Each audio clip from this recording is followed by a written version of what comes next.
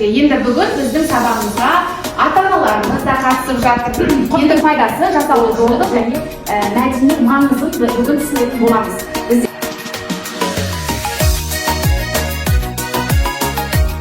Кішкентайымыздан біз құртты жеп өскен балаларды тісі кальций, тісі өте мықты болады деп балалар. Білімділік жағынан, тәрбиелік жағынан, барлық жағынан екі жақтап білім беріп жатыр. Сіз кішкентай кезінде ауылдан өскендіктен әжеміздің болсын, анамыздың болсын өстік. Ең алдымен сүйегі сауға келеміз.